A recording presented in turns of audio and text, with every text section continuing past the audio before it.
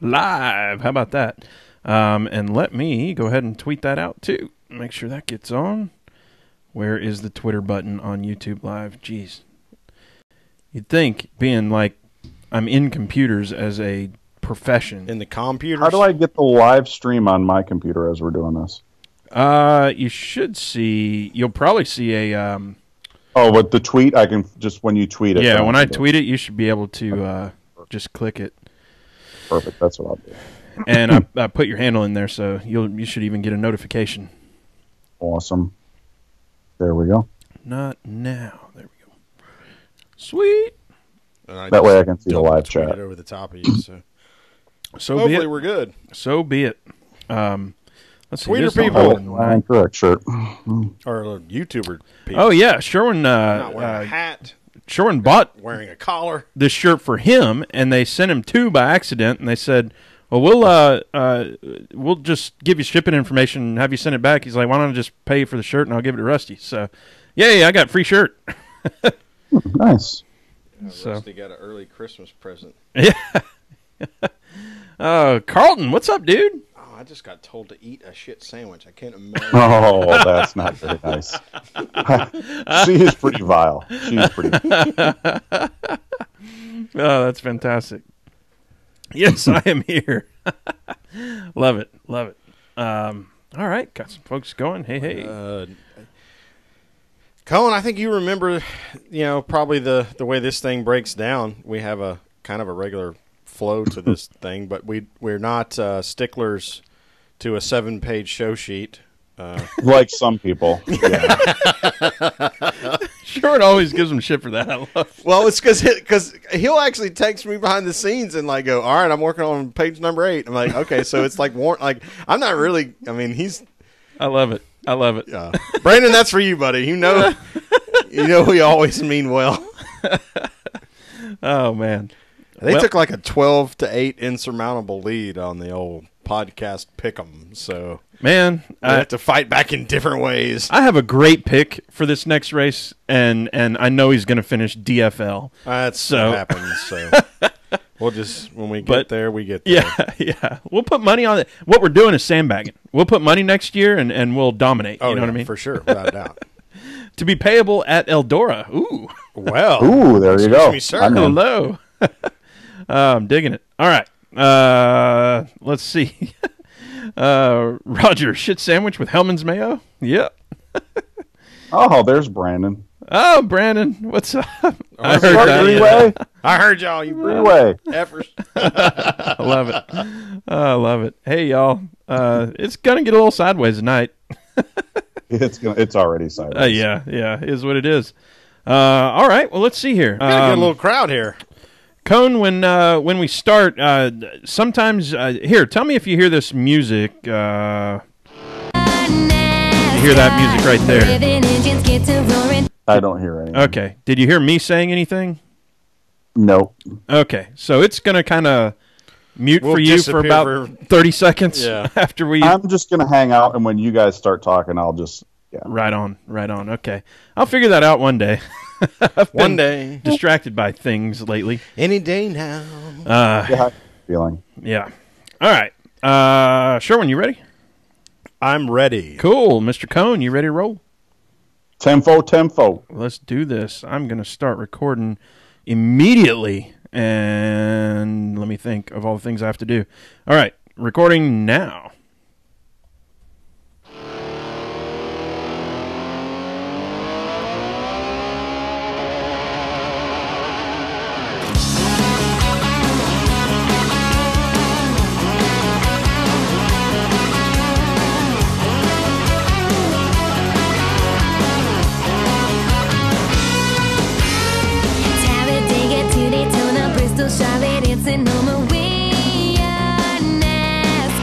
Welcome, y'all! Hey! That's right. This is the Pregame Engineer Tailgate Mayor Racing Podcast, episode number 120. It's Thursday, November 9th, 2017. I'm Tailgate Mayor Rusty Wallace. I'm joined in the PETM Podcast Studio, pregame engineer Andrew Sherman. What's up, dude? Hey, man, I just got off a plane a few hours ago from Austin, Texas. Austin. I'm more excited to be doing this podcast than I even was to be home. I haven't even been to my house yet. He brought his luggage all the way to the PETM Podcast Studio. We're fixing to get it started. We're ready to go. But before we do, let's let y'all know the PETM Podcast is sponsored by you. That's right. Go to patreon.com/PETM and join that What You Drinking Club for as little as $1 a month. Get your free koozie and some stickers. The best part is every cent in 2017, which is closing out right now, we're donating to sponsored drivers. So join the PETM Posse today. Be a part of the sport you love. This week's show is brought to you by our official sponsors at the $5 and up per month level. That's Catherine Kingston, Ashley Stang, Harry Balzania, Mark Wiley, Craig Smolders, Mick Rose, Robert Keppinger, Tony Salt, Colby McClam, Eric Kepner, Ryan Keeper, Marion LeBest, Patrick Cleary, Eric Bearden, Jeff Brown, Chad Sterling, and Stephen Linden. Let's do this. Woo! We've got our guests calling right back into us after it sounded like we just Did you run out of breath there? It sounded like it took like 3 or 4 breaths maybe if you get through that. 3 or 4 breaths. It's getting crazy that trying to do that every week. People are talking smack over here on the YouTube. Oh, man, getting after us Giving already. me hell about my hair because I usually have a hat on. Oh, yeah. They said this is a comb over, so I showed them the top with it. There's no loss here, people.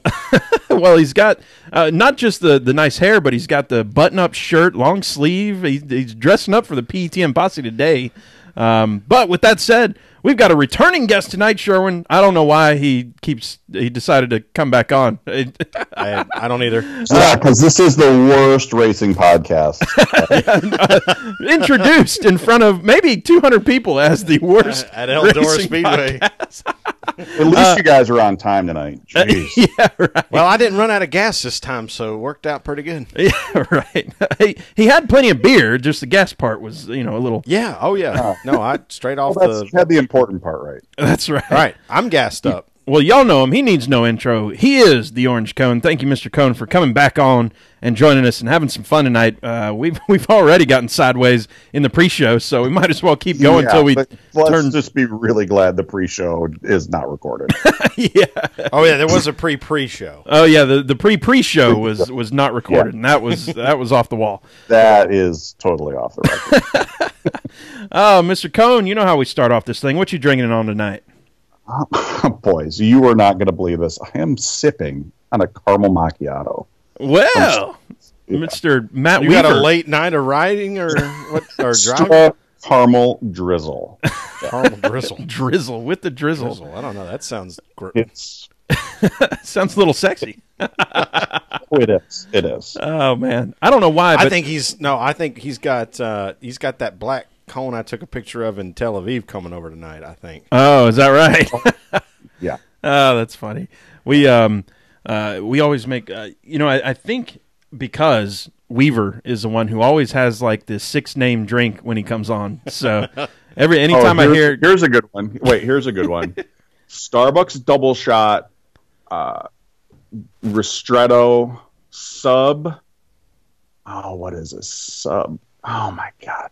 Whoever drinks this is the most vile drink I've ever eaten. Vile in name or flavor? what color is it? Starbucks double shot on ice Ristretto. Well, 6 pumps Ristretto. That's a lot of Ristretto for anybody who doesn't know. It's disgusting. Is it alcoholic? Subsoy. That's what it is. Yeah, subsoy. It's really horrible. Ooh, Yeah. I don't even know where to go. Sounds like diabetes in a jar. That's probably that's probably deep. It tastes like an entire loaf of bread that has been turned into burnt toast. It's just, Oh my goodness! I'll take a double. Why not? it's a venti double shot. That's what it is. Oh, my it God. actually is a double. Yeah, it's gross. 20 ounces of coffee. Way too much. Give me It's a huddle of coffee. Trente. Yeah. Well, Mr. Cone, it was great to see you at Eldora in person. Finally get to meet that was and a lot of fun. hang out with the lap traffic fellas in the ghetto ride that they brought. That was That fun. was a ton of fun. That really was. Those guys did it right, and it was really great to see you guys there. I really appreciate you guys coming up. We need to get you guys up into the Midwest a little more often. There's a lot of that is definitely one of the cornerstone events of our summer racing season up here, but there's a lot of other really cool stuff going on up here. So anytime you guys are up here in the Midwest, definitely let me know, and we'll try to find a racetrack to go hang out at, because we've got a lot of real cool joints to go hang out. Well, us Southern boys down here, we put on this big facade that we're all strong and everything, but I mean, it was like 49 degrees when I went to work this morning, and I had on a jacket and gloves. So we're gonna have to wait till maybe May, June. I definitely said, what the hell today? In Austin, it was 45 degrees this morning. What the hell? Bunch of wimps. I saw some woman hobbling across a parking lot today is wearing this old lady sweater. And I'm like, listen, lady, it's not that cold. Oh, well, I'd probably push her over and steal her sweater in whatever weather it is. So what can I say? It wouldn't take much to push this lady. Well, the funny thing about meeting people, especially via this avenue, the way we have through this podcast and being race fans and whatnot, is that it makes places that weren't as high on the list to go to move up the list. Like, Michigan International Speedway wasn't super high on the list. It's always on the list because every track's on the bucket list. Yeah. But I'd say it's probably jumped up a notch or two just because of how easy it is to get to Detroit. And having friends in the Motor City and friends like you, Cone, who we know we're going to be there. We know we're going to have a crowd. It's going to be a good time. Yeah, that plays a big part in it, and it's a big part of I think what NASCAR needs right now too is being able to go somewhere and see all your buddies there. One of the things that I really have been impressed at Michigan, and I'm not just going to single them out because I know this happens everywhere. But one of the things that I've had an opportunity to do the past couple of years, and I know that people have watched me do this on Periscope, is I will go through the infield and just drive around, like after practice and qualifying's over on Saturday, or the truck or the Xfinity race is over, and just go and see and talk to people. And it's amazing to me how many people are there just having a good time, that maybe know who I am and what I'm up to and want to be a part of that. But I've met some really great people. The Michigan infield people put on just one of the most incredible weekend long parties every June at Michigan. They've got a huge cornhole tournament where they get, they've had members of the Detroit Lions come out and do this. They've had the track president be there in years past. They've had drivers fresh off the racetrack come and participate in this deal. It has been a ton of fun, and I know that this goes on at every racetrack throughout the course of the season. But that's really the great part about social media, is it does give you the opportunity to meet these people that you wouldn't have met in the first place, and then it gives you the chance to put the face with the name, as we did at Eldora.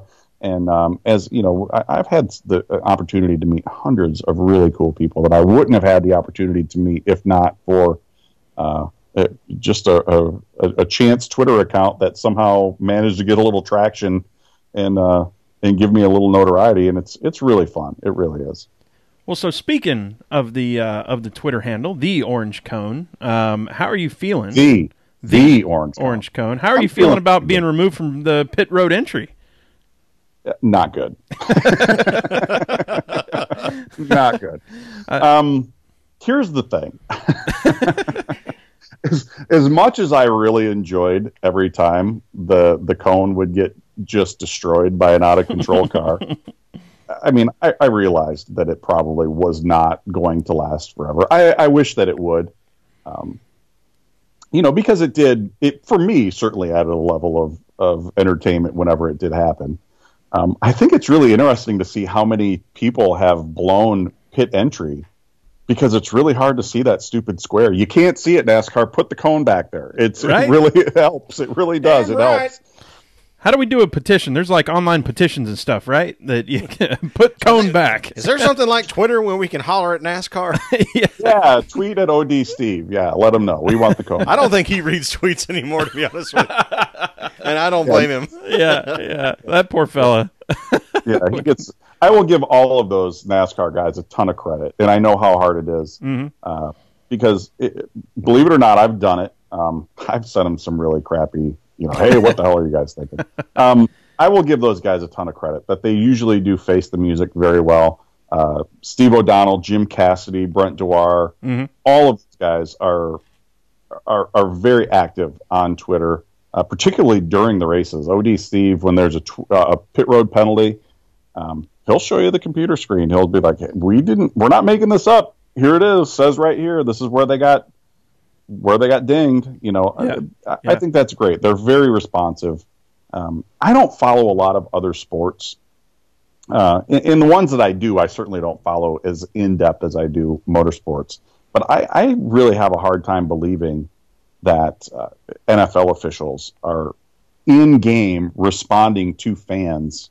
I mean, not just officials, but executives responding to fans on social media the way that NASCAR and other motorsports sanctioning bodies do. I think that's really cool. That's something that NASCAR has absolutely above every other sport and commands a lot of respect and gives a lot of, we can give them crap and all that, but it gives a lot of legitimacy, too, to what they're doing to be so transparent like that. Sure. I totally agree. I mean, I think the NFL may have even kind of looked at that and they took it one step further on their side of the fence with having the NFL consultants on the penalties, like the referees that aren't referees anymore. Fox has theirs. NFL Network has theirs, guys that we recognize that are tweeting and commenting during games about it. But, I mean, I think it's cool. I don't envy Odd Steve at all because he's certainly been the brunt of many a very poignant text or tweet, I would say, from me. Now, I don't have his phone number, but, I mean, I would say the same for Jill Gregory. I mean, when we're talking about the marketing side of things, I've been pretty critical of her at times. And, they all have pretty thick skin, and they're all willing to engage. Yep. Well, it's episode number 120. It's time to talk about car number 20. Driver 20. Driver number 20. There's the obvious ones, right? I mean, we've talked about Tony before. Well, our fandom lifetime, right? There's two, Rick Newsom's the most obvious, right? Absolutely. Duh. Okay. Just because I always throw the stats out for the wins. Tony, 33 wins over 356 races, 1 out of 10 in there. And Kenseth, 14 wins, 176 races. Joey had the 2 wins in 144 races in 20. And Marvin Panch, 6 races, 1 win. Oh, Marvin. In the number 20. Showing up. He keeps recycling about every 15 numbers. But our spotlight driver this week, Clyde Lynn, has the 3rd most number of starts, 160 starts, no wins. But he was a truck dealer and salvage yard owner. He raced out of Christiansburg, Virginia. His first race was in 1965 in the Greenville 200. He finished 10th on that half-mile dirt track. He was known – I love these guys. I don't know why I like this. I mean, but he drove around with a cigar in his mouth. Why not? Just because. Things like that. And Dick Trickle lighting up cigarettes as he's going along. Now, he said he didn't smoke it in the car, but, I mean, nobody believed him. He's like, I'm just keeping it moist. Oh, like, he didn't inhale? Or didn't even like... Right, or whatever. Whatever it is. He raced Junior Johnson's banana car. He racked up 2 top 5s. Oh, the banana. Yeah, back in 67 after Junior Johnson gave him that car. He probably bought it, and there was probably money exchanged somewhere. What was it? That was a twisted up Impala, right? He did all kinds of weird stuff to that yeah, car. He did. He retired from racing, had a mobile home moving business. I don't even know what that is if you think about those words in a row. Mobile home moving business. Y'all try to figure out that. Big old tractor trucks, I reckon. Yeah. Flatbeds. Around trailers, baby. That's what that is. Yeah. He passed away in 1996 at age 60. So, sure, when you ain't got your hat on, you just came back from early working. to go out. It was, yeah. And his wife passed away at age 54. So, you know what? Hats off to them. Hats off to Mr. Clyde Lynn and driver number 20. So there it is. With that, it is time to tear it. That's your history lesson for the day. Yeah, there's your history lesson for the day. It's now time to tear it down. Ruh-roh. We went to Texas. I went to Texas for real. You went to real Texas? But, like, after the race was over, unfortunately. I should have gone out early. Yeah, I guess we start at the end, huh? Harvick shows what you'd expect. What he show you, it shows the medal you'd expect to see from a Cup Championship contender. Cone, what do you think? Wait, what are we talking about? Harvick. I wasn't paying attention. Sorry, guys. It's really funny because they call him the closer. I don't really necessarily think of Kevin Harvick as the best closer in the business. He's just one of the best in the business, period. And, when you are in a position that he was in, to pull off a win, at this stage of the season, he'd only had 1 win prior to this past weekend, and to come out and to take that win from Martin Truex, who has been so dominant on the mile and a halves. I think it really bodes well for Harvick's chances heading into Homestead. You know, when you look at the two racetracks, they don't have a lot of visual similarities, but I do believe turns 3 and 4 in Texas are very similar to the turns at Homestead Miami Speedway. I think Harvick picked a really good racetrack to knock it out of the park at, because he's going to be pretty good at Homestead here in a couple of weeks. Well, you know, the story for me is what you just said, is that passing Truex and taking it from Truex, who was the given. Oh, we're going to a mile and a half? Well, it's Truex's place. We'll see who wins at Phoenix, or what happens at Phoenix for the last 2 spots or whatever. But for Harvick to just muscle it up there, and the driving that he was doing, I mean, of course on the TV they're dramatizing it and everything, but hell, he made some good moves, and it was really cool to see him talk about that low line and how he really had to, both of them really had to kiss that low line. Truex just sort of got screwy, but Harvick just in the end just had the faster car too. So it was. And I think what he did is he was coming so fast that he actually pressured Martin maybe into overdriving it a little bit. I think that's where that little bobble came from. And you don't see that a lot out of Martin Truex.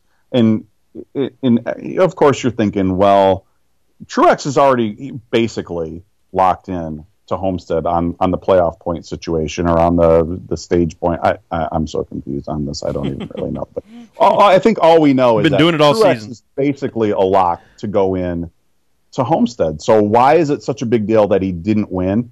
Well, the big deal here is it's not that you want to win because you want to lock yourself in, but that win may have knocked Harvick out if he prevented Harvick from winning. And that's what really, to me, the really fascinating part about this playoff format is yeah, if you are already locked into the next round or the final round, you still want to win all those races, because that may keep somebody from who can beat you in that final round. That may keep them out. And that's what I think a lot of people tend to overlook in this format. And it's just such an intriguing level. It's like, yeah, if I could keep anybody out of that final round at Homestead, it would be Kevin Harvick, because you just don't know when he and Rodney Childers, when they get it right, man, those guys are so hard to beat. Well, hell yeah. I mean, that was the Tony Stewart model. And I'm sorry to interrupt, but this is why I think what happened to Brad at Martinsville is so crucial. If Brad won at Martinsville, he'd have been locked in, right? Yep. Well, he didn't win, and now it's likely. Well, I'm not going to say it's likely. I'm going to say it's 50-50, because Brad can always pull a rabbit out of the hat. But it's 50-50 that he's not going to race his way in at Phoenix. How big is that? Okay, There is a guy that could win the race at Homestead, because he's done it in the past. He could win that race, but not be able to win the championship because he got knocked out at Martinsville. He's done everything else right, but that one race. That's, to me, is the beauty of this format. Yeah. All right, I'm done talking. Beauty is an interesting word. I mean, on the whole, I don't disagree. I mean, I think the reason why we have something to talk about is because we have this format that is allowing for us to have something to talk about. I mean, clearly we'd have something to talk about anyway. If we had started this podcast in 2001, we'd have something to talk about. Yeah, we'd talk about something. But there are some interesting things. There's more dye on the table, etc. Because we have eliminations, because we have these situations where we know some cars are strong at some kinds of places and some aren't. And we have drivers like Brad saying Martinsville's a must win, and it looks like he's pretty close to getting in, and then he doesn't. Yeah. And so now, can he win at Phoenix? Well, it's not a good track for him, so we'll see how it goes. Right. He potentially could point his way in. I mean, we'll talk about it in a bit, but then that's also counting on 4 other guys who are strong contenders on not winning. And you're almost going me versus the field. that's tough. That's a tough bet. Me versus the field's always a tough bet. Yeah, it is. So I mean, those are the big. Any other big takeaways for you, Cone, from Texas? The other takeaway, and it's just the way the 78 team performs. And I know that they, quote, gave it away within the final 20 laps of the race, but to see those guys come out and perform at such a high level week in and week out, that is so refreshing to me. And I realize they've got the technical alliance with Joe Gibbs Racing and in their, quote, the 5th JGR car. But, in reality, they are all the way out in Denver. And the challenges that presents. And, you've got Martin Truex Jr., who is kind of bounced around the past, through a couple of rides, DEI and MWR. And, I know that he took this ride at Furniture Row, maybe because it was the only semi-competitive ride that was open at the time. Mm-hmm. But he and Cole Pern have just absolutely clicked. They're probably one of my top 2 favorite combinations in the garage, and the other we already talked about, and that's Rodney Childers and Kevin Harvick. I love those guys together, and I think that they've done so much over such a short period of time. Cole Pern and Martin Truex Jr. are exactly the same way. They have just clicked so perfectly, and I don't know that say Hendrick Motorsports gets this grand idea that they're going to hire Cole Pern away and give him a ton of money to come in and crew chief someone. I'm just going to throw a name out there like a Chase Elliott. I don't know that they're going to replicate that success because these two just seem to click so perfectly. And I love the fact that it's with a relatively independent team out in Denver, Colorado. And, that's my big takeaway is just the way that team has continued to perform week in and week out. And I'm not, you will hear people say this all the time, I'm not a journalist. I'm allowed to have favorites. I would really like to see Truex pick this championship up. I'm a big fan. I've been a big fan of his for a long, long time. He's a great guy. I know the situation going on with he and Sherry, with her health issues, and I think it would be a wonderful story. And to have a team based outside of that Charlotte area, to me, would be a great championship story. I would love to see those guys pick up that championship. Well, how about a big hell yeah and a cheers for Yeah, that? yeah. I think you've got got a lot of anybody over here going to disagree or put you down for that point of view. A lot of friends in that in that circle for sure. And a big shout out to Maggie Dubb too out there. Yeah, Maggie Dubb, that's right, Maggie Dubb. So Cone, or as I call her, Leggy Maggie. Leggy Maggie. I don't. Moving on. We're gonna have to make her listen now. I don't know if she's trouble paying with some attention people or for not. that one. But All right, she's gonna have to now. Never mind. That's right. No, it's all good. Cone, tonight for you, I wore I think my favorite hat. Let me see the hat. Let me see the hat. Hold on. Okay. All right. This is show the camera. I can't see it. Oh yeah, there it comes. It's coming to you. Right. I became a fan of Bubba Wallace back in the truck days, and then he wins Eldora. He's gets the ride for Nationwide, and then now into Cup. And for some reason, it's weird because I've just been following him this whole time, and it's really cool. And to see him get this ride and everything, it's you keep saying we, whoever. Yeah, I mean, we've both been following along. Point is that he gets this ride in Cup, and I think collectively the folks who've been following along are like, all right, this is a great next step. This is perfect. We've been fans for a long time. This is awesome. He signed this hat back at Bristol a couple years ago, or last year. No, Atlanta. Oh, yeah, that's right. It is Atlanta. And then suddenly some people are downers. It's like, dude, where were you 3 years ago? You can just go away. So I know you've been tweeting a lot about it. Figured we'd give you a little soapbox here to express the opinions that... Yeah, we call this segment Let's Talk Society. Let's Talk Society. Hashtag Let's Talk Society, right? I will tell you what, this is one of the beauties of social media, because Bubba is one of the guys that really early on found the Orange Cone account, followed along, interacted with me. I got to know him pretty well. Just randomly, several years ago, I happened to park next to him at Michigan in the infield there, and we walked into the garage area together. He is one of just a genuinely nice guy. I really like Bubba. And on top of that, he's a racer, man. He has paid his dues. He has gone from Legends cars to late models to K&N to trucks to Xfinity to Cup. That is exactly the way we want our guys to come up through it. He hasn't bought any of his rides. He has no money behind him. This is exactly the story that we want. And here we have a bunch of uninformed backwoods hilljacks just absolutely trashing him on social media. And it really pisses me off. And I understand that the politics of this country right now it's very divisive, and I get it. But one of the things that we should never, ever be divisive about is inclusion and opportunity and doing things based on a meritocracy, right? NASCAR is supposed to be a meritocracy. You want the best of the best. And I get that that's not how it is. This has never been, quote, the best 40 drivers in the world. It's not the best 40 drivers in the world. It's the best 40 drivers who have been able to either raise the sponsorship or get hired to come and do this. And right now, Bubba's one of those guys, and he has done it. He has earned his shot. He's won races at every level except that Xfinity deal, and I get that, okay? But people who want to say, well, he was in a Roush car and he still couldn't win. It's not that he couldn't win. It's just that he didn't win.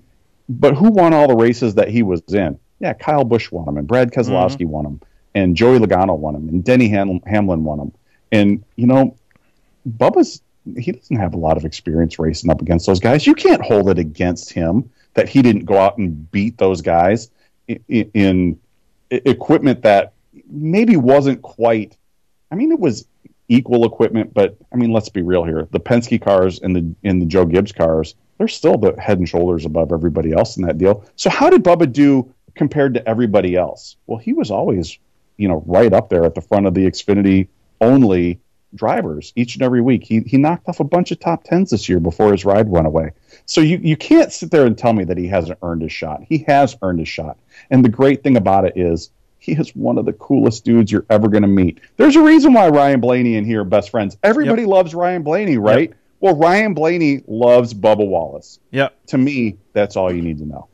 100% drink. Everybody have a drink. Yeah. That's a great point, Cone, in regards to Darrell Bubba's accomplishments. He didn't quite get there in a Roush Fenway car, but the only two wins they have since Chris Buescher are Ryan Reed winning plate races. So what are we measuring against? Yeah. And it's not like the Roush cars. They're not bad cars. Don't get me wrong. They've got good stuff, but the funding wasn't there. And again, who was winning all those races? The JGR cars were winning all those races. The Penske cars were winning all those races. And, it's you have to compare him against people of similar experience and similar equipment. And he held this. Not only did he hold his own, he outperformed most of those guys. And then when he did get in the 43 car this summer, did he set the world on fire? No. That debut race at Pocono, you could tell he was absolutely frustrated with himself. He was so down on himself. But within a couple of weeks, he finished 11th in a car that had been, an average of a 15th to 20th place car throughout most of the season. So he overperformed within 2 weeks. What more do you want? You can't sit there and tell me that he doesn't deserve a shot. He deserves a shot. Let's see how he does. Maybe he doesn't get that win. Maybe he runs 28th in the points for a couple of years and he fades away. But you know what? You can't begrudge him the opportunity to do it. He has earned the shot to do it, and he's got my full support. He's a great guy, and I would hope that all the fans out there just give him, like anybody else. You don't have to cheer for him. You don't have to stand up and cheer for him each and every week, but just give him the chance. That's all I'm asking. I just can't wait. I guess I envision in my mind this place where he wins a cup race. Oh, it would be awesome, wouldn't it? Oh, the couch is getting flipped. Everybody goes absolutely bananas. Yeah. And it has nothing to do with what Darrell looks like. Yeah. It has everything to do with what a great story he is. Yeah. You know what? I'm going to say the same thing about a Daniel Suarez. I'm going to say the same thing about Danica Patrick. And, here's the funny thing. Is I know that I make a lot of Danica jokes on Twitter, and folks don't understand. They think, well, he's making a joke. He must not like her. That's nothing could be further from the truth. I think Danica is great for the sport. I think she's a pretty darn good race car driver. Is she going to be someone that's going to go out and win 10 races a year and fight for a championship? Probably not. Could she go out and win a race? Yeah, she could go out and win at a Daytona or a Talladega or a Kansas, maybe even a Martinsville. You know, she's got the ability to go and do this. You know, things are going to, just like anybody else, things are going to have to go her way that day. That's for sure. Mm-hmm. You know, but to say she can't do it, that's false. I mean, where did she finish the year that she started from the pole at Daytona? Where did she end up finishing that day? I want to say she finished 8th she or was 9th. well up in the top, well up in the top 10 up until the final couple of laps and shuffled out and still finished up in the top 10. She had a great race that day. Can you imagine if Danica, a woman, were able to pick up a win in the top level of NASCAR? That would be awesome. You know, and Daniel Suarez, he's the Xfinity Series champion from last year. He's had a couple of really good races this year. He's a great guy. I mean, and I know that you guys have some of these questions that we were going to go through later on in the show, but someone made mention to me privately in response to one of those questions. You know, what does NASCAR need more of? Do they need more drivers or do they need more good PR stories? And the great thing about some of these folks is they're both. That's what we really need, is a great driver who is also a great PR story. Darrell Wallace, Daniel Suarez, Danica Patrick. All three of them fit the bill to me. Got some goosebumps right there. Yeah, absolutely. Yeah. And thinking about Suarez, you know, and maybe this is bad of me. I forget the diversity part sometimes when you're a fan for a long time or whatever. You see through it's not that you see through those things. It's just that that's not a thing anymore. And so maybe I need to go back and reflect too on my own side and just sort of think, wow, this is amazing what these guys are doing and the diversity that they're bringing into the sport and the fans that they're bringing and how good this is for NASCAR. So, you know, when you say, "Oh, I'm colorblind, I don't even see it." Well, maybe you should see it a little bit and then go and appreciate let's think it. About this. Let's think about this in a historical perspective. Why was it a big deal that Jackie Robinson was the first black player in Major League Baseball? Because he was the first. Why is it not a big deal that there are how many hundreds of black players in baseball now? Mm-hmm. Yeah, because there are so many hundreds of black players in baseball. So right now, we have exactly one driver of African American descent in NASCAR. That's why it's a big deal. When there are 20% of the field made up of black race car drivers, maybe it's not such a big deal then, because that's more representative of society as a whole. Now, sure.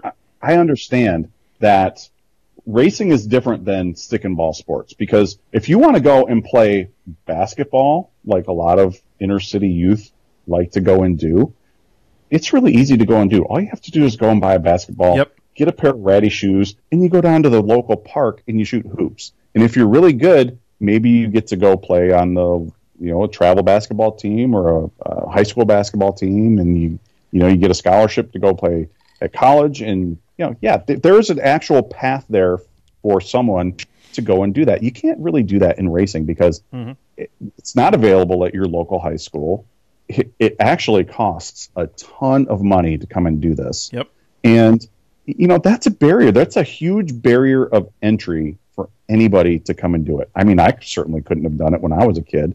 That's why you don't see a lot of, I'm going to use the term urban, but that's why you don't see a lot of African Americans doing this and a lot of inner city youth, whether they be black, Hispanic, low-income white folks. That's why you don't see that, because it costs a ton of money to do that. But that's why you do see those stories in other sports, because those barriers to entry just aren't there. Well, I'll close out that segment with this one, which is when I got to meet him and he signed the hat and everything. I said, "Man, can I get a selfie with you?" He said, "Yeah, bud, sure thing. Go right ahead." Because my last name's Wallace as well. And I said, "Hey, man, that's Wallace's. We're stick together and all that."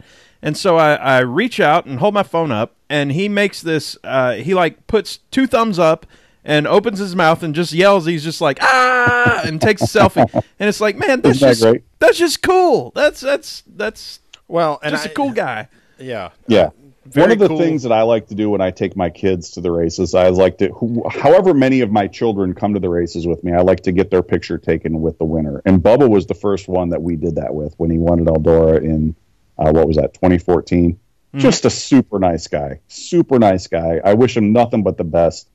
And I know for a fact that there are thousands of stories just like we just told. He's a great guy. He really is. He likes to spend time with the people that pull for him. He really does. Well, and I'd like to say, just ad lib, for all of the people out there that have said some really derogatory things about Bubba Wallace, that are probably white rednecks living under rocks. Bubba's a bigger redneck than you, and he can race cars. And he can race a car. That's for sure. That's for sure. Yeah. I love that.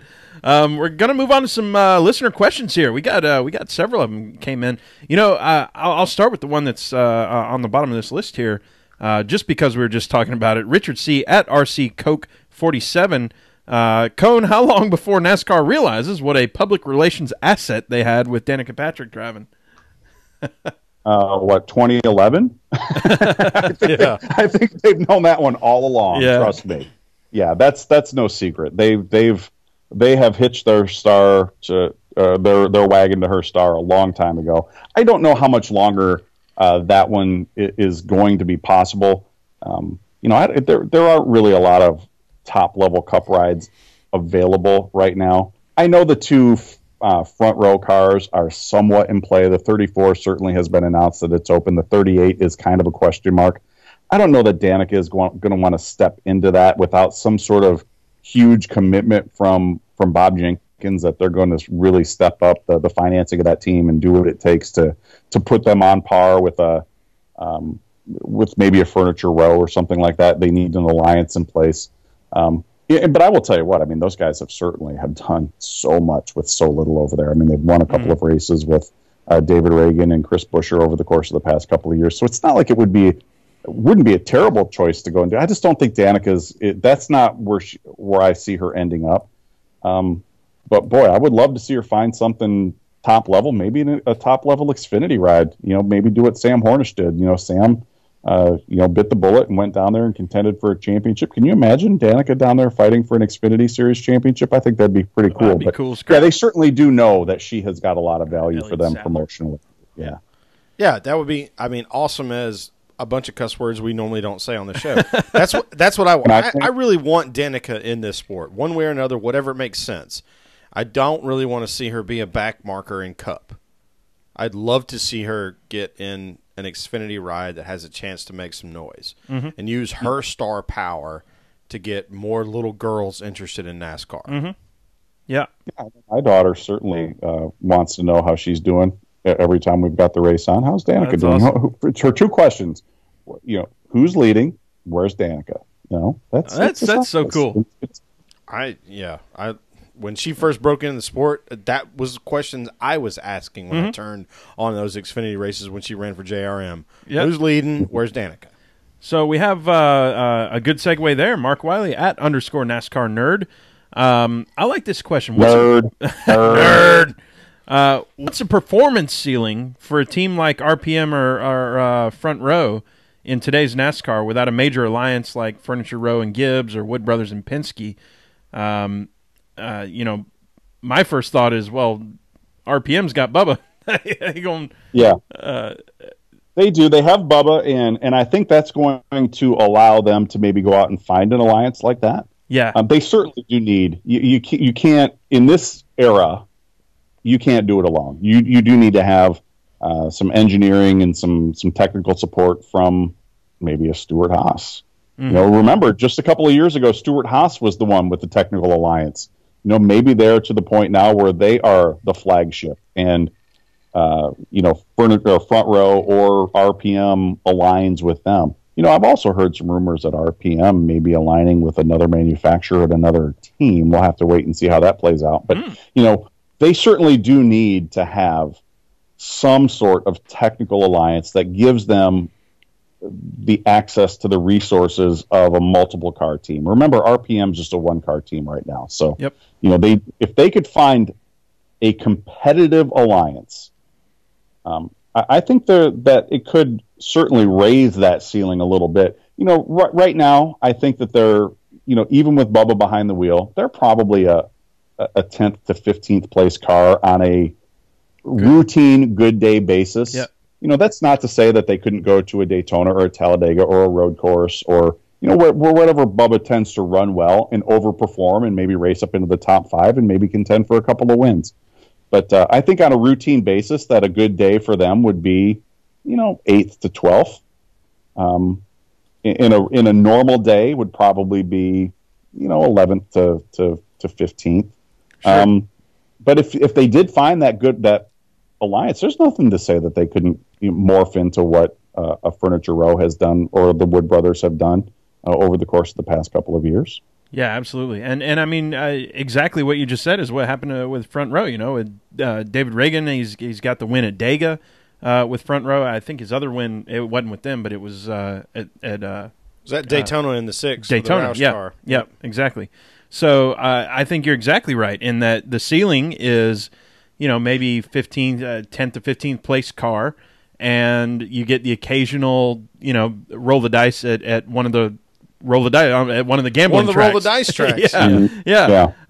So, but then, if you can find that alliance, which I think exactly what you said, getting a driver like Bubba Wallace gets you closer to getting that alliance. Then, I mean, there is no ceiling. It's what's going to get you media attention for sure. Yeah, exactly. And that matters. So, and in this day and age, that's what it's all about, because media attention translates into impressions, and impressions translates into revenue. And that's, whether we like it or not, these teams cost a lot of money to operate. And, I can remember several years ago, ThorSport hired Kerry Earnhardt because they were thinking, well, if we have an Earnhardt, that's going to give us a chance to maybe raise a little more sponsorship money. It didn't quite materialize, but, that's the thinking. That's why drivers like that get those opportunities, because, hey, it's something that separates him from every other driver out there. Mm-hmm.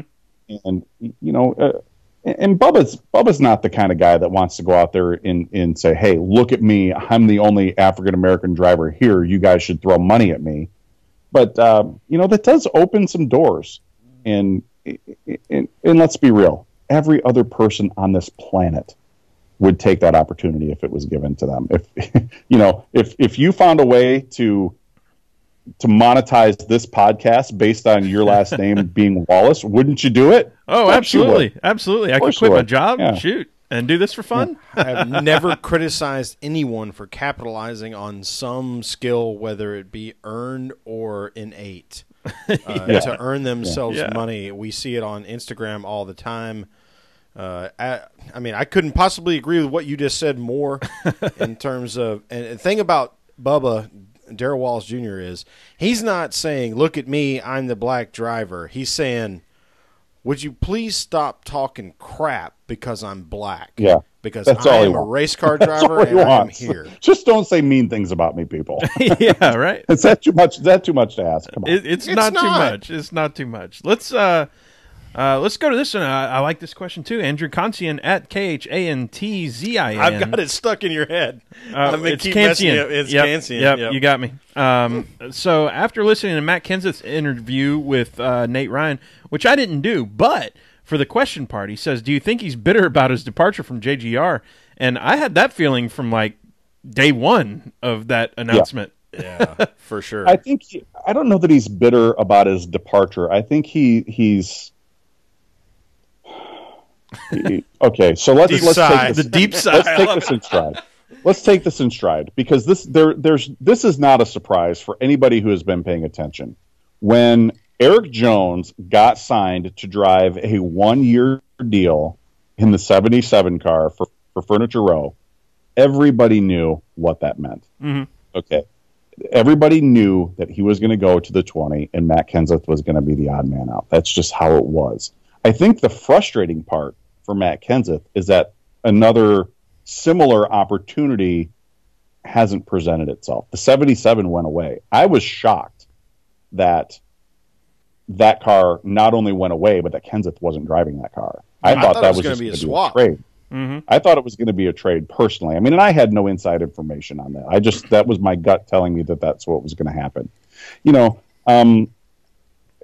I think what we have seen out of Matt Kenseth over the course of the past 4 to 5 years is that his GAF factor, if you guys follow me on that one. Yep, gotcha. Loud and clear. The GAF factor on that has dropped precipitously over, because when, we remember the Matt is a robot commercials back in 2004 when he was the champion and Nextel was kind of promoting him as this robot. He's not that robot anymore. He's got it. He has opinions, and he's not afraid to mix it up with people, as Brad Keselowski can attest. So I'm not really all that surprised that he has expressed his displeasure that he doesn't have an opportunity for next year. I don't know that he's bitter about it, but I think he certainly is a little frustrated with it. That's a good way to put it. Yep.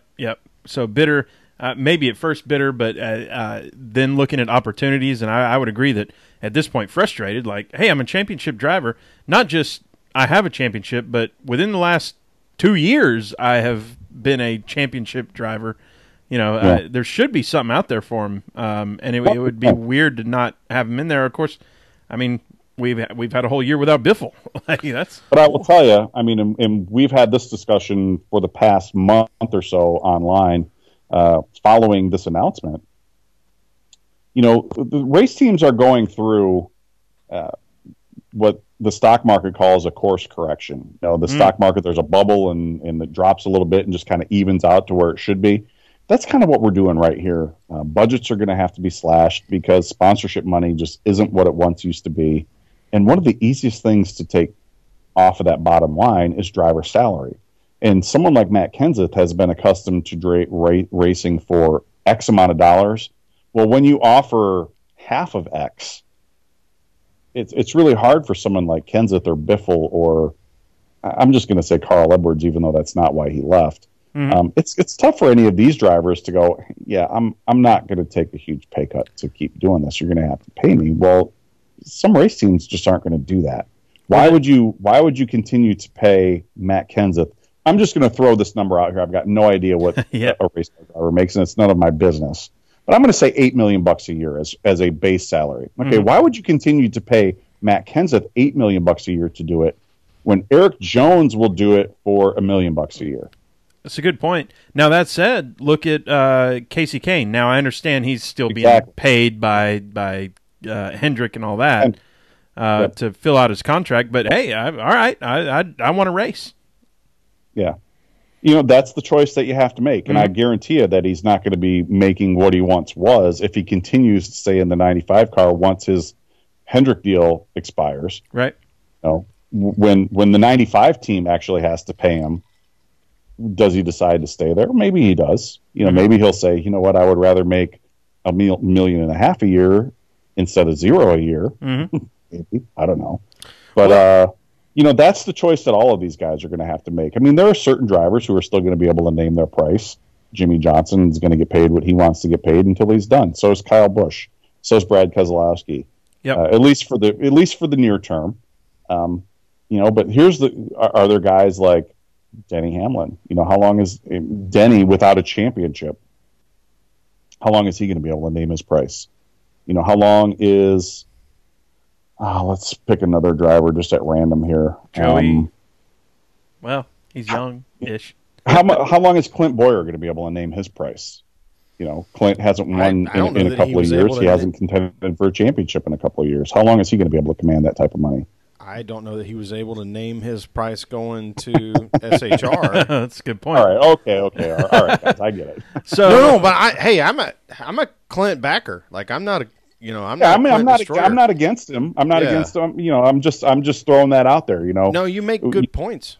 Yeah, I think so. From the perspective of being, fans of the guy that's going to move to that 95, I think what he's hoping for is that they have enough success that there's somebody who decides to leave the sport who was in a great car, and there's some transition path there, however many years it takes. I mean, I think that's the only reason why you'd really want to do it. Well, sure. And if you're a Casey Kane fan, you're used to him moving cars. So this is like one of those, oh, well, okay. All we're going to do that now. Covered. All right, well, let's see. And get a win in there. Just collect them all. Is Evernham going to bring Dodge back with Casey as the veteran? I'm in. Last question from the PETM Posse, Mick Rose at GoDucks42 _Mick. Always sends us something. Appreciate it, Mick.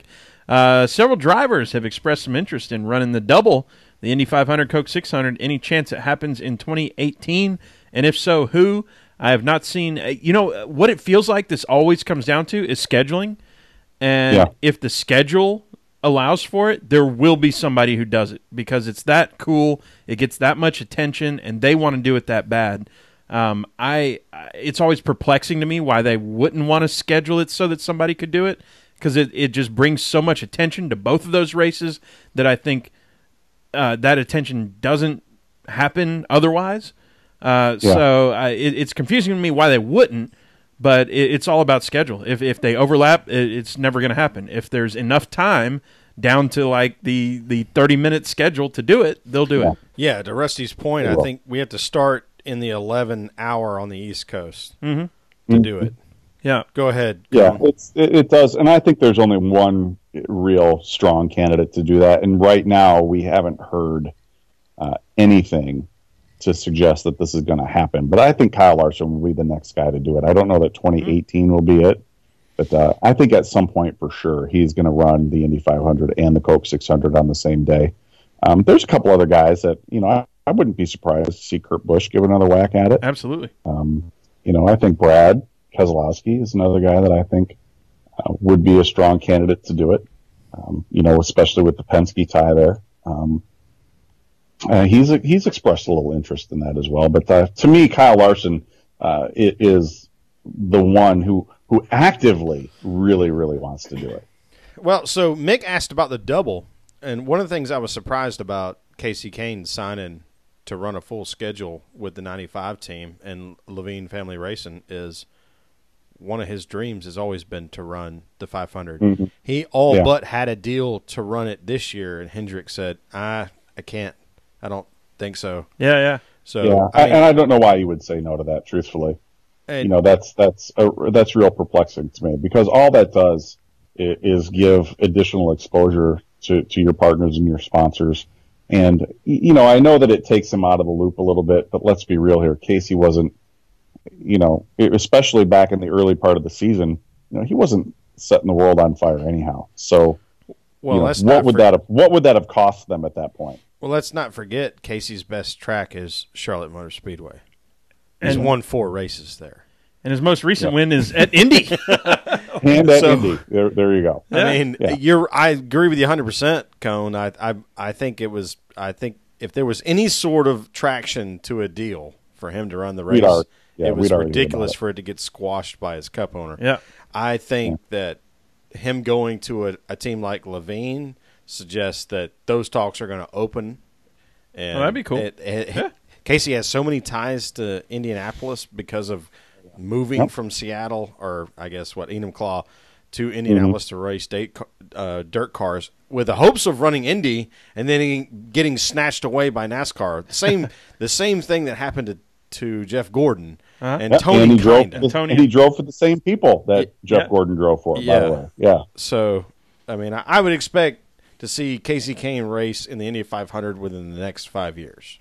I would love to see it. Casey's a great guy. I'm a huge fan. I've always been a huge fan since he drove the performance racing industry 9 car for Steve Lewis back in the day. Casey's he's on the gas kind of guy. I know that he hasn't had the results in the Cup deal that he's wanted, but I love the fact. One of the things that I think is really cool is that he still runs that sprint car team, that outlaw sprint car team. I think that's the thing that makes him happy. I think that's what makes him happy. And he comes and hangs out at the racetrack. Yeah. That's what I really like. And, I would love to see any of these guys have that opportunity if they wanted to come and run the Indy 500. If I'm a team owner, and I'll note that I'm not, but if I was, I'm going to hire a race car driver. And race car drivers race. You want to go out and run the Indy 500? Have at it. Yeah. Yeah, you better have a race car driver, too. Yeah. Yeah, absolutely. Yeah. All right, well, let's gas it up with all that. I'm going to hire Mike Seneca. That's my We're Cone's speaking under breath there. Yeah, I love it. Hope y'all caught it. We're going to Phoenix, off to the land of rattlesnakes, terrible glares for the driver, elimination race for all 3 of the series. We got, the story's going in. Here we go. We got Truex, Kyle, and Harvick are clinched in. Brad, we talked about it before, possibly in by points, and Denny, Blaney, Chase, and Jimmy are in sort of must-win situations. So with this being kind of Harvick's playground is the note that I put here. What are you looking forward to, Cone? All right, so we talked about it earlier. This is Harvick's playground. And if he goes out there and wins this race, that effectively eliminates one of those drivers that needs to race their way in by winning. So that would keep a Denny Hamlin out. 100%. That would keep a Ryan Blaney out. So that's what we're going to see. It's not like, I mean, winning is its own reward, right? So you want to go out and win the race because you want to win the race. But Harvick also wants to win the race to keep someone else out of Homestead. So you're going to see him really out there hustling. You're also going to see, I hope, based on the format, and this is what NASCAR wants, they want those Game 7 moments. I hope you see somebody take somebody out to the checkered and steal that. I mean, like we did with Ryan Newman and Kyle Larson a couple of years ago. I want to see something like that. I want to see somebody just flat out take someone out. I want to see some tempers. I want to see some... Well, what if Denny is number 1 and Chase is number 2, and Chase is a little faster, and he kind of owes him one for a couple of races ago? I mean, that would be the ideal for me, honestly, to see that payback happen here going into the championship race. Boys have at it, right? Right. That's the way it is. And if Harvick wins or Kyle or Truex, I mean, that almost guarantees Brad in. Like if you're leading that race as Harvick, now you know that Brad's going to be in, unless Brad, obviously does something, but he's 22 points ahead. So he can point his way in if any of those guys win, or if Brad wins, obviously. I don't think they would ever go to that. Like Harvick would never be like, oh well, I don't want Brad to be in this thing, so I'm going to give the lead up to Blaney or Chase or something. That's never going to go through the heads. But it's an interesting dynamic that is a result of this playoff system. Yeah, I think you only. Wouldn't that be interesting though? Wouldn't it? If someone was like, you know what? Because you see him do it on pit road, right?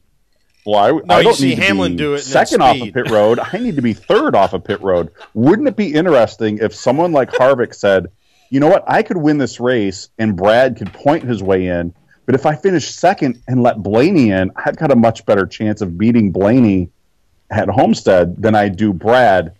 Boy, wouldn't that be interesting? I would love to see something like that play out. That would be nuts. Can you imagine? I couldn't. Well, he didn't give it 100%. Yeah, the 100% rule comes in. The social media outrage after that? Yes. Well, I guess I can't see that ever happening. I hate the word believe. believe, It's happening, but I would love it if it did. Yeah. I don't like the word believe, so I'm not going to use it. But I don't believe that these teams are capable of thinking second, third, and fourth generation remove strategy. I think first generation strategy is the only real thing you can operate against. Well, it's if I win, I've got momentum too, and I've got backing, and people are talking about it, and money, and all that stuff. So, win is number one. If I can't win, then let's strategize. But I think the situation that we're talking about is if I am winning, do I give up that for something else? No. Well, second generation strategy would be Harvick wrecking the field at Talladega, which he did very successfully. That would never happen. That would never happen. That would never happen. Never. Yeah. So, I mean, why that race is not happened twice. Yeah. Well, wait, it did happen. Never mind. Yeah, it did happen. It's why that race is not the elimination race anymore. It did happen twice. Hey, maybe they'll come up with like a line they'll paint a line on the racetrack and say, well, if you crash before you get to this line, then it doesn't count. Yeah, right. It's genius. They should do that. Paint another line out there. We don't have enough lines out there. Shut your mouth, Cone. Yeah, paint 64 more lines. Yeah. We got restart zones and white flag lines and whatever else. Start finish line. Yeah, we thought cones were so useful. There. We just painted a square orange and took you out of play. I think this is why they did that, because they're tired of hearing my opinion. So I was in the tower at Eldora, and I walked over to say hi to the NASCAR officials like I always do, and they're like, yeah, you aren't going to be very happy with us. I'm like, why? Did you finally get rid of that stupid cone? Oh, like, no. Oh, yeah. Yeah. What's about but the choose cone might come back next year. Hey, all right. I said, so you know, you're not going to shut me up. Yeah. This isn't the thing that's going to do it. With that, let's do some picks. It's time for picks. Uh-oh. Yeah, let's have at it. I was told I can't pick my nose. It's a deal breaker. Oh, okay. Well, instead of picking the nose, it's always a miracle if I make it through a show on camera without picking mine. You can't pick your nose. and you can't pick your friend's nose. There you go. You know, I don't know if any of y'all had this, but my dad would always say, "Son, you going to the movies?" I say, "No, why?" He goes, "'Cause you're picking your seat." Right when I got my hand up my butt, Two knuckles in there. trying to get with the wedgie or whatever.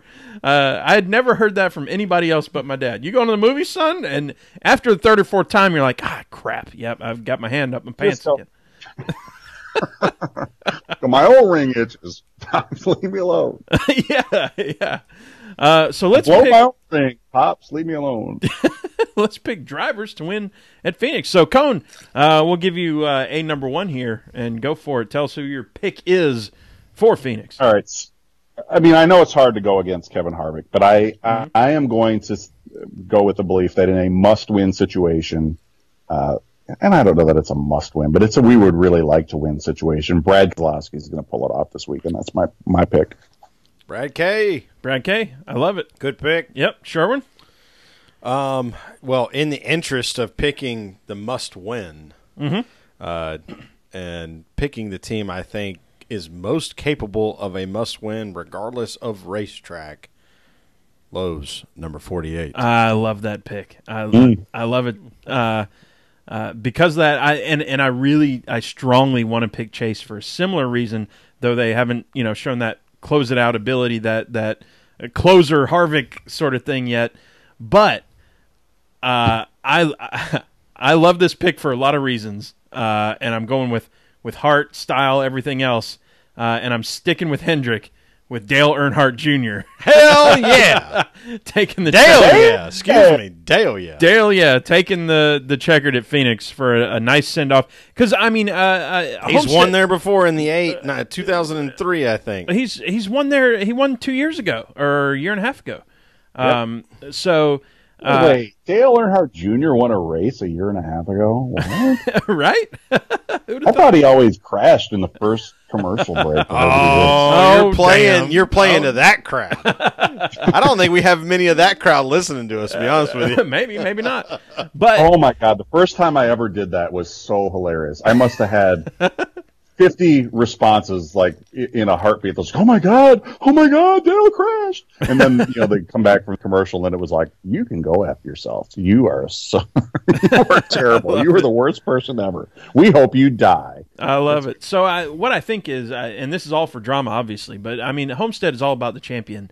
This one is, what a great send-off that would be. It would be really cool. And it's not that he's incapable of winning it at Phoenix either. So Rattlesnake Dale. I'm excited. And so it's what I'm going to be rooting for, too. So, hell, I gotta pick. So, anyway. Hashtag Rattlesnake Dale. Wreck the Chase guy to win the race. Like he wrecked somebody who could lock themselves in. At Homestead, and he dumped them. Oh, Dale, yeah. Are you saying dumped him or moved him? Because no, just flat out takes him out. I don't know that I would. I would not be upset. Actually, it's Dale Jr. though. It's Dale Jr. I would not be upset if it's. I'm an unapologetic Dale Jr. fan. I just don't own any 88 stuff. So let's just play this scenario out. Okay. All right. Here we go. He takes out Denny Hamlin. Like, fine. Do it. Do it. Lap fine. one. He just flat out takes out Denny Hamlin. And they come up to him afterwards and like, yeah, we thought that rivalry was going to be between Denny and Chase. What happened down there? Why did you get into him? And he just goes, yeah, I just got tired of hearing about him. I'd like him to say, well, Denny's a butthole, and we wanted to win a race. Your scenario is like a mic drop, really. I mean, I'm just tired of hearing about Dale him. can do whatever he wants in this race. And he should win. I don't want his last win for him. Would be for him to be doing something above or beyond. What's the word? Underboard. Below. Like board. I don't want him. I don't want him to have to answer for how he won his last race. So I hope he doesn't just dump somebody. But if he moved Denny Hamlin, if he intentionally took out Denny Hamlin at Phoenix, he wouldn't have to answer for that. No, you're right. You're 100%. Yep. 100. Like hands up. If he took 100%. out Chase Elliott, he would have to answer for it because they were like, "Hey, he's the people's champion. What did you do that for?" Yeah. If he took out Denny Hamlin, they would be like, "Oh yeah, he had it coming." Good Mick for you. Rose just posted 88 takes out 24. Crowd would be confused on what to do. Yeah. Yeah, That would hell be they awesome. would. I would Like, cuss wait a and minute, scream do we boo him? What? Yeah, what do we do? Do we boo Dale Jr.? What? I love it. Great observation. That's Is funny. this, what day is this? Well, now that we're completely off the rails, let's do it. We got Strange with Stang. Ashley J. Stang sends us a question, and y'all Jesus, I forgot that this was part of the show. put the Oh. kids to bed. Stop the podcast I if think you're Rusty's offended. actually going to cuss for the first time. Because I don't Wait. cuss on this podcast much, but she sent us a question. Sherwin said, "Well, we might have to do some editing of that." She called me words on the phone. And she called you words on the phone with the text and stuff. So I would tell her. so Sherwin is going to stay true to his word that he's not going to do it. But all right, here we go. Ashley J. Stang, she says, "Would a shit sandwich be made with regular sliced bread or a hot dog bun? Also, tell Orange Cone that I said you can eat a shit sandwich." So, so Cone, you can eat a shit sandwich, and also, would it be made with regular bread or a hot dog bun? Wow. Okay. So There's only one right answer. Right? yeah, hot dog is not a sandwich for one. So Yes! All right! And I know that she is the hot dog queen of Chicago. So yeah, Abe. Hey Abe, how's it going, Abe? Oh, jeez. Yeah, no. Okay. We got him We have tongue-tied. stumped the cone. It's great. There's a, Stumped the cone. oh, okay. I can't even get into it. Yeah, I'm I love it. aggravated right now. So Describe a good sandwich. Oh, I I love think it. NASCAR Wonka told her to go make him a sandwich today, as a matter of fact. Oh, my goodness. Oh, man. the kitchen! Oh, man. Well, I would use whole wheat. All right, so here's what people may not know this. From time to time, Ashley and I converse, and I told her, I said, "Hey, you know, it would be really funny if you looked up and okay." converse is the wrong word. I'm pretty I'm sure. gonna go. Y'all I'm cuss not at gonna- each other There on is Twitter. a I think it's very what dark really corner happens. of the very dark corner of the internet where these two women simulate eating chocolate ice cream. Yes. And yeah, I told her to check it out, Oh, Lord. and I think that's where this comes from. Oh, I love it. Okay, so yeah, I'm not speechless. Yeah, He just had to contemplate his words carefully. but I know that I'm not on lap traffic and I can't cuss because I really would like to right now. Well, maybe once we figure that out. Yeah, right. Oh, my goodness. All right. Well, Have you guys ever had like a huge miscommunication like that ended humorously? yes. Yeah, a couple of weeks ago, a couple of years ago, I'm sorry. I was Other day. staying- In the South, was- we just call that the other day. Oh, yeah. That's the other day.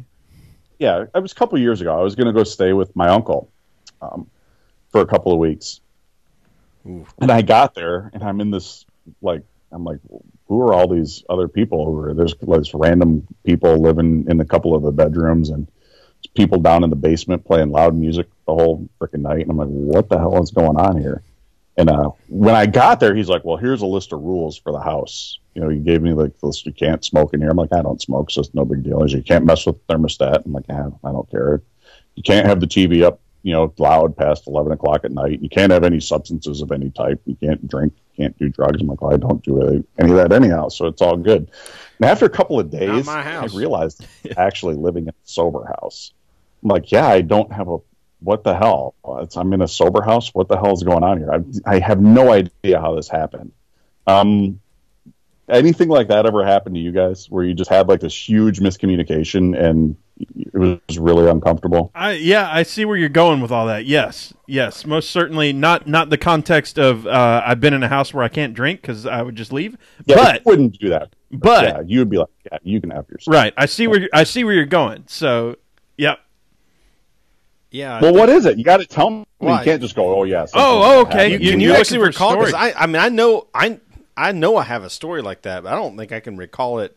Like just Maybe use that'll- the file and pull the story out. I don't think I have maybe that. that'll be homework for next episode. The biggest like miscommunication where now you're in this situation. You're like, well, hell, how do I get into this? This sucks.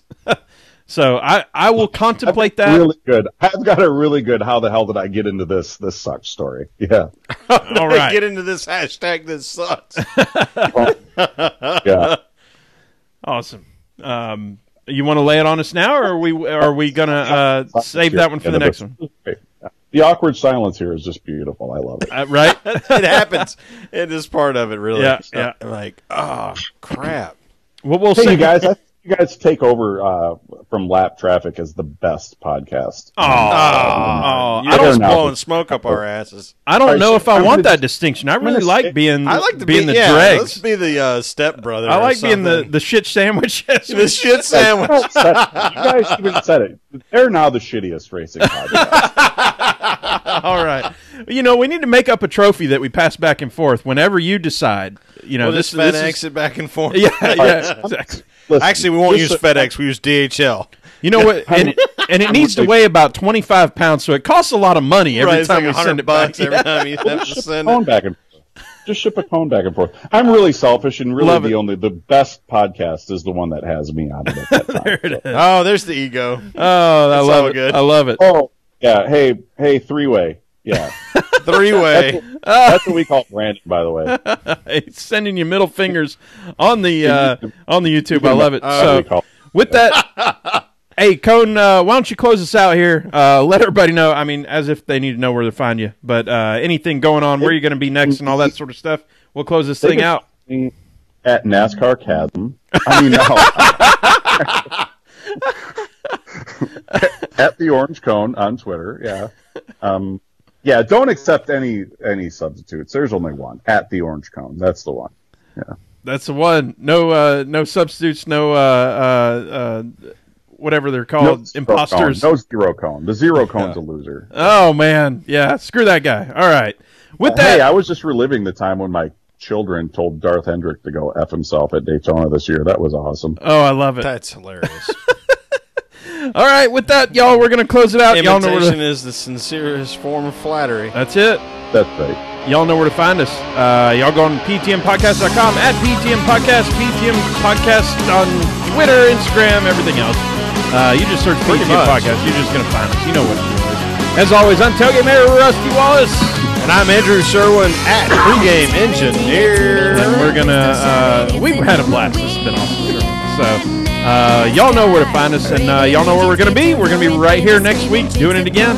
So, join us in. We'll figure out what's going on for, going into Homestead. And then, sure, we got to go into the off-season. It's not that I There's love some interesting things that are going to happen. It's not that I love off-season because we don't get to watch races, but we always have so much fun just We're going to give it hell. spinning We'll the coin and doing be things. harder on the gas in the off season than we were in the in season because we don't have to talk real live NASCAR. Oh, yeah. So y'all just tune in. It's going to be completely nuts and all that. So can't wait to talk to y'all. Thank you very much. And for we're going to joining. chug beer on the after hours on YouTube here. We'll talk to y'all next week.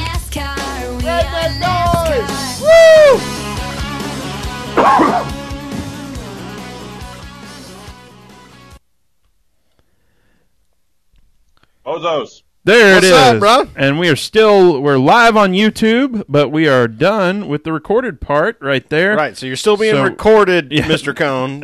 Keep that in Wait, mind. I can't cuss. I can't say No, that. no, Oh, language right. is fine. Cussing is Oh, I use salty. I shouldn't divulging probably talk about that other thing Information we you were don't talking want about. people to know, maybe something you want to suspend. Okay. we So had I a problem, and I'm not going to say who because we totally erased it from the memory of the internet. But we did have a guest on not too long ago who said something afterwards and didn't know he was still on the YouTube Live. And so we always try to tell our people that are our guests, hey, we're still on YouTube Live, and before Well, anything that's right. crazy We happens. had to scrub one of our videos from YouTube Yep. because that was the only way we could prevent whatever the guy said that might have been derogatory to this, that, or the other function. All right, you You guys have to tell me privately afterwards. Okay. Because I told you, I shared a pretty big. Oh yeah. We'll tell you. Yeah. It's not too juicy. This person. I don't even remember what he said to you. Yes. Okay. Good. Because I suck at memory. Yeah. In case anybody doesn't know. So with that, y'all on the YouTube, we're gonna stop this thing. Thank you so much for joining. We're gonna tell all the gossip over to Orange Cone, and hey, just stop us in the parking lot. We'll tell y'all too. We just don't want to record it. So thank you for joining. We will talk to y'all next time. See ya.